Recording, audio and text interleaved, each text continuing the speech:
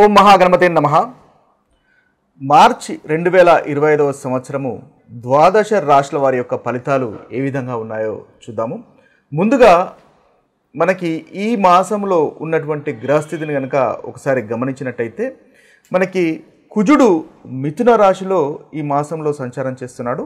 అదేవిధంగా శుక్రుడు మీన రాశిలో సంచారము ఉచ్చ స్థితిలో సంచారం చేస్తున్నాడు. అయితే శుక్రుడు మనకు మార్చి 2వ తేదీ నుంచి రిట్రోగ్రేడ్ అంటే వక్రగతిని పొందుతాడు. ఇక బుధుని యొక్క గ్రహస్థితిని గనక మనం గమనించినట్టయితే బుధుడు కూడా మనకు మీన రాశిలోనే సంచారం చేస్తున్నాడు. అయితే ఈ బుధ గ్రహం కూడా మనకు ఈ మాసంలో వక్రీకరిస్తున్నాడు, అంటే రిట్రోగ్రేడ్ అవుతున్నాడు. ఈ బుధుని యొక్క ఈ బుధ గ్రహము మనకు మార్చి 15వ తేదీ నుంచి వక్రగతిని పొందుతున్నాడు. ఇక రవి గ్రహం యొక్క సంచారాన్ని గనక చూసినట్టయితే రవి మనకు కుంభరాశిలో సంచారం చేస్తున్నాడు. మార్చి 14 వరకు ఉంటాడు. ఆ తర్వాత మనకి మీన రాశిలో రవి యొక్క సంచారం అనేది ఉంటుంది.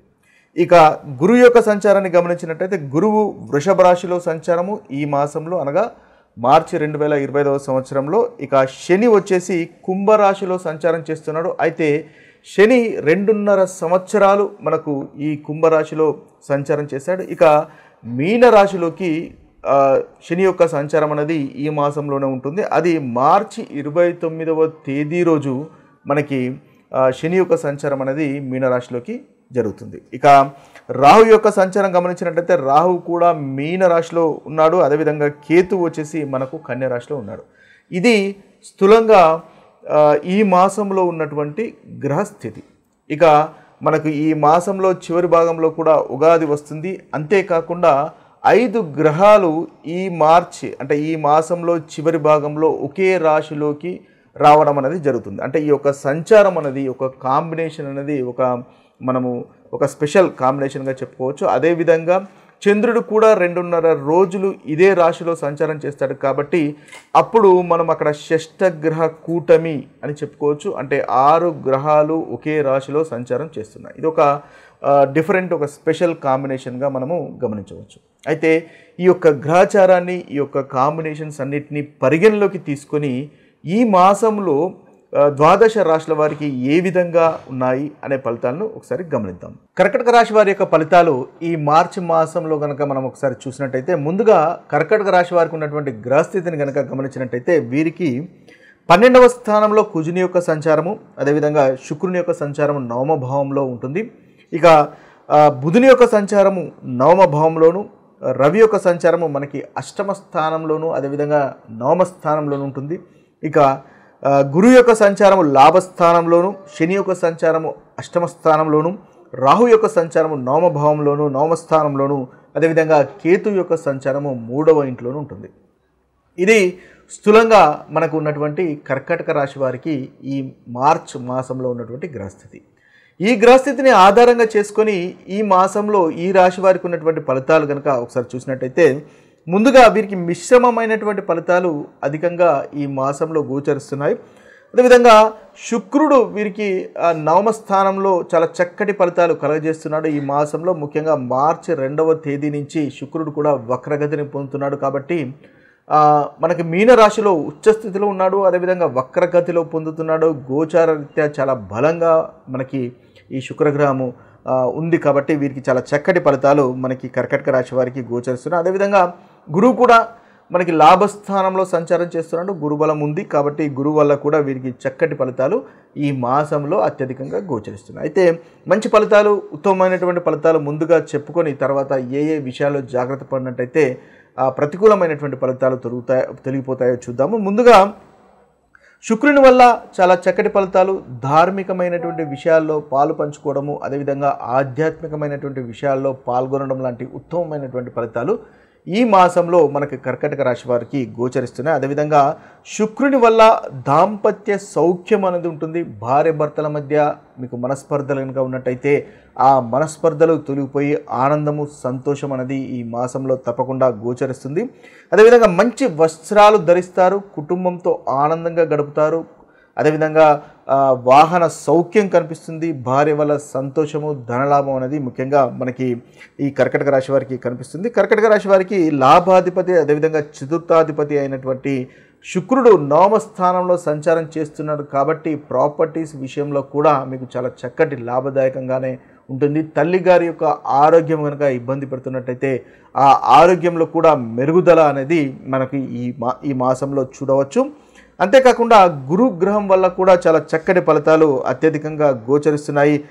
గురువు వీరికి 6వ అధిపతి, అంతేకాకుండా 6వ నవమ అధిపతి అయినటువంటి గురువు లాభస్థానంలో సంచారం చేస్తున్నాడు కాబట్టి వృత్తికి సంబంధించినటువంటి విషయాల్లో చాలా చక్కగా ఉంటుంది. అన్నింటా మీదే పైచేయిగా ఉంటుంది. కోర్టు వ్యవహారాలు కూడా మీకే లాభదాయకంగా కనిపిస్తున్నాయి. విజయం అనేది ఉంటుంది. పోటీకి సంబంధించినటువంటి వ్యవహారాల్లో మీదే పైచేయిగా కనిపిస్తుంది. కర్కాటక రాశి వారికి ఈ మాసంలో మీ యొక్క వ్యాపారం కనుక ఉన్నట్టయితే వ్యాపారాన్ని కూడా నెక్స్ట్ లెవెల్కి తీసుకెళ్లేటటువంటి అవకాశాలు కనిపిస్తున్నాయి. మెడిటేషన్, యోగా, ధ్యానం లాంటి వాటిని చేసేటటువంటి అవకాశాలు మనకు అత్యధికంగా కనిపిస్తున్నాయి. స్నేహితుల వల్ల, దంపతుల వల్ల మీరు ఆనందము, సంతోషము, అదేవిధంగా సహాయ సహకారాలు పొందేటటువంటి అవకాశాలు మనకి కర్కాటక రాశి వారికి ఈ మాసంలో కనిపిస్తున్నాయి. అంతేకాకుండా వాహనాలు కూడా కొనడానికి ఇది మంచి సమయంగా చెప్పుకోవచ్చు. గురువు యొక్క నవమ దృష్టి అనేది మనకు 7వ స్థానం పైన పడడం వల్ల వివాహం కాని వారికి, వివాహ ప్రయత్నాలు చేస్తున్న వారికి వివాహ ప్రయత్నాలు కూడా అనుకూలించేటటువంటి అవకాశాలు మనకు అత్యధికంగా ఈ మాసంలో గోచరిస్తున్నాయి. అదేవిధంగా కేతువు కూడా 3వ ఇంట్లో ఉండడం వల్ల ధైర్యము, ఆత్మవిశ్వాసము పొందేటటువంటి అవకాశాలు కూడా అత్యధికంగా కనిపిస్తుంది. ముఖ్యంగా ఆధ్యాత్మికతకు సంబంధించినటువంటి విషయాల్లో పురోగభివృద్ధి ఉండే అవకాశాలు మనకి అత్యధికంగా ఈ మాసంలో గోచరిస్తున్నాయి. ముఖ్యంగా ప్రాపర్టీస్ విషయాల్లోనూ, అదేవిధంగా ఏదైనా లాంగ్ ట్రావెల్స్ విషయంలో కూడా మీకు చాలా చక్కటి ఫలితాలు కనిపిస్తున్నాయి. విదేశీ వ్యవహారాలు కూడా మీకు అనుకూలంగా ఉన్నాయి. ముఖ్యంగా బుధుని వల్ల మీకు ట్రావెల్స్ ఉండేటటువంటి అవకాశాలు కనిపిస్తున్నాయి.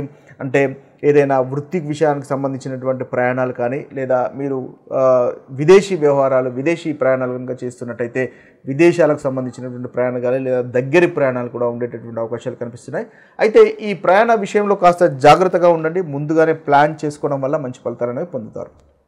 ఇవి స్థూలంగా మీకు కర్కాటక రాశి వారికి ఉన్నటువంటి ఈ మాసంలో ఉత్తమమైనటువంటి ఫలితాలు. ఇక ప్రతికూలమైనటువంటి ఫలితాలు ఒకసారి గమనించినట్టయితే, అంటే ఏ విషయాల్లో మనం జాగ్రత్త పడినట్టయితే మంచి ఫలితాలు పొందుతామో ఆ విషయాలు కనుక ఒకసారి చూసినట్టయితే, కుజుని వల్ల అనుకోకుండా ఖర్చు వచ్చేటటువంటి అవకాశాలు కనిపిస్తున్నాయి. అది కూడా మీకు సంతానం వల్ల ఖర్చు కలిగేటటువంటి అవకాశాలు కనిపిస్తున్నాయి. ఎందువల్ల పంచమాధిపతి అయినటువంటి కుజుడు మనకి 12వ స్థానంలో సంచారం చేస్తున్నాడు. అదేవిధంగా దశమాధిపతి కాబట్టి సంతానం వల్ల ఖర్చు ఉండేటటువంటి అవకాశాలు కనిపిస్తుంది. లేదా వృత్తికి సంబంధించినటువంటి విషయాల్లో ప్రయాణాలు చేసేటటువంటి అవకాశాలు కనిపిస్తున్నాయి. కాబట్టి ఆ విషయంలో కాస్త జాగ్రత్త పడండి.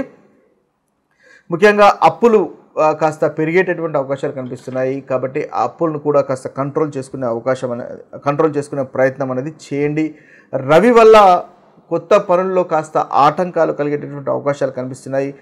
మానసికంగా కాస్త చింత, చికాకు ఉండేటటువంటి అవకాశాలు కనిపిస్తున్నాయి. అష్టమాధిపతి కాబట్టి ధన విషయంలో కాస్త ఇబ్బంది ఉండేటటువంటి అవకాశాలు కనిపిస్తున్నాయి. కాబట్టి అష్టమ స్థానంలో సంచారము చేస్తున్నాడు మార్చి 14 వరకు. కాబట్టి ఆ విషయంలో కాస్త జాగ్రత్త పడండి. సేవింగ్స్ని ఖర్చు చేసుకోకుండా ఉండడం అనేది ఈ మాసంలో మీకు చెప్పదగినటువంటి సూచన. ముఖ్యంగా ఆరోగ్య విషయంలో కూడా కాస్త మీరు తీసుకునేటటువంటి ఆహార విషయంలో కూడా కాస్త జాగ్రత్త పడండి. తద్వారా కర్కాటక రాశి వారికి ఈ మాసంలో చక్కటి ఫలితాలు కలుగుతాయి. ఓవరాల్గా చూసినట్టయితే మీకు మిశ్రమ ఫలితాలు కనిపిస్తున్నాయి.